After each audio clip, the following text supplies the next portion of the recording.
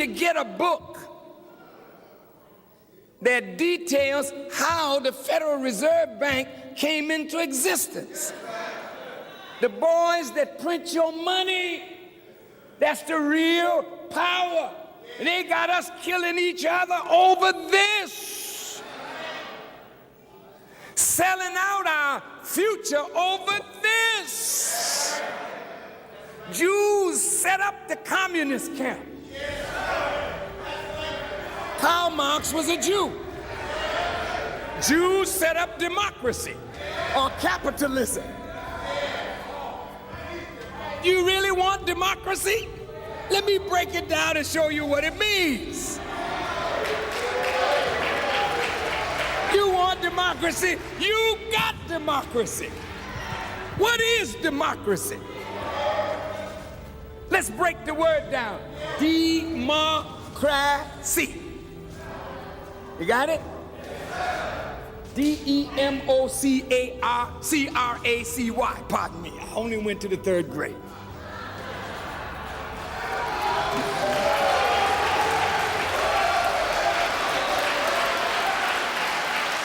Democracy. That is an English word that has its root in Greek. So in order to understand the real meaning of democracy, you got to go to Greek. So the word demo comes from the Greek word demos. And krasi comes from the Greek root kratis, K-R-A-T-I-S. Demos, kratis.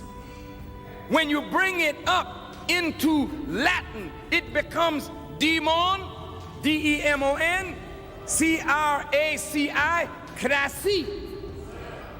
Then they drop the N and change the I to a Y, and you get democracy. Well, demos kratis and democracy means the rule not of the people, but the rule of the devil.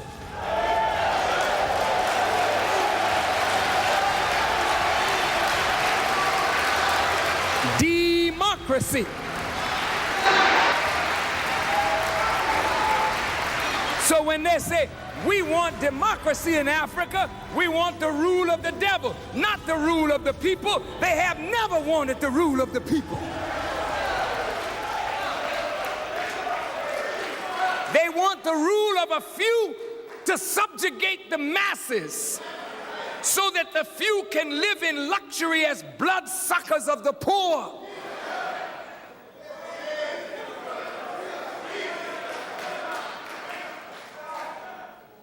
Democracy.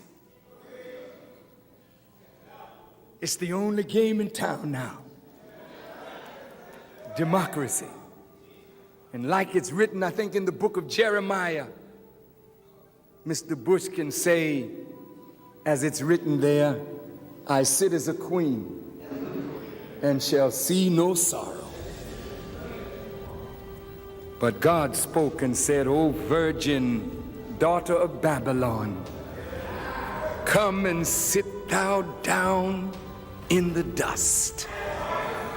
See, Babylon was like that. She was a great city that dealt in commercial enterprise, and she waxed rich and strong, but in her midst were the Hebrews.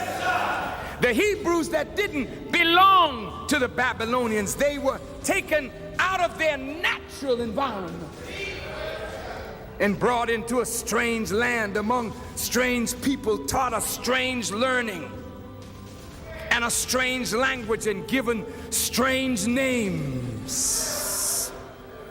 Until one day Daniel arose and saw the handwriting on the wall. And he told the wicked king that his kingdom had been weighed in the balance and found wanting. O virgin daughter of Babylon. She wasn't just a daughter, she was a virgin. Oh, that's a description. You know, a virgin means untouched. unspotted. That's the way America sees herself. She's destroyed nations, but no nation has bombed her.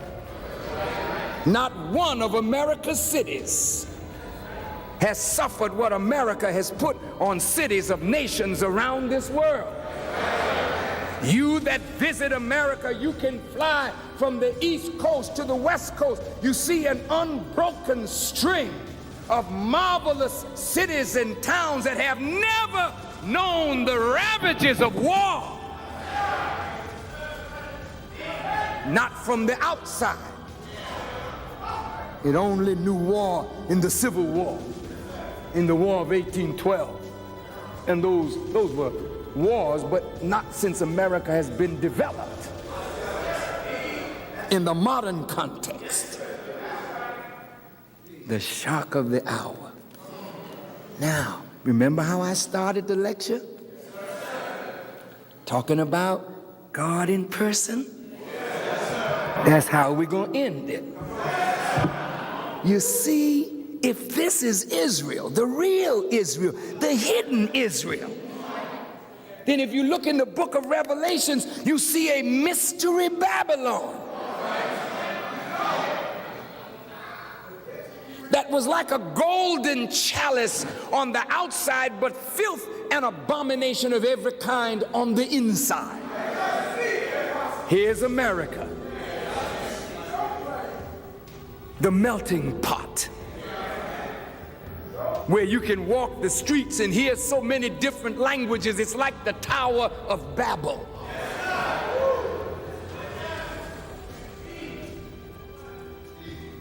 And the people in America are confused and one against the other, and that confusion is waxing stronger every day. But she's still the only game in town. But in her midst is a whole people that didn't come on the Mayflower, that didn't come seeking freedom, but came in the holds of ships as slaves. The same Jewish people that say they're our friends were the principal architects of the slave trade. They were the principal beneficiaries of the slave trade. We have this documented, sisters and brothers, from their own scholarly writings, not from the mouth of Louis Farrakhan.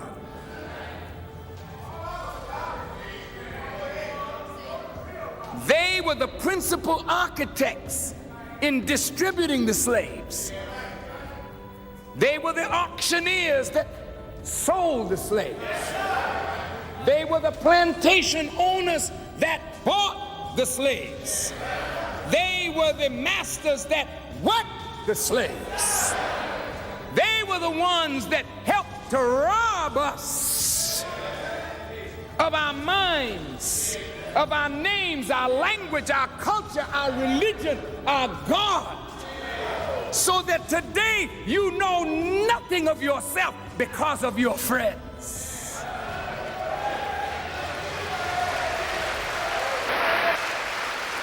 It was Jews who fought against Nat Turner, Denmark Vesey, Gabriel Prosser, Toussaint Louverture, Dessalines, Christophe.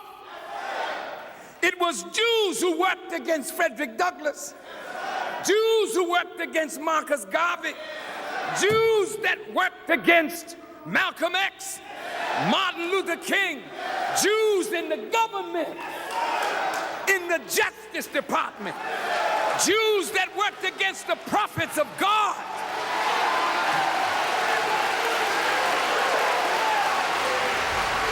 Take it or leave it.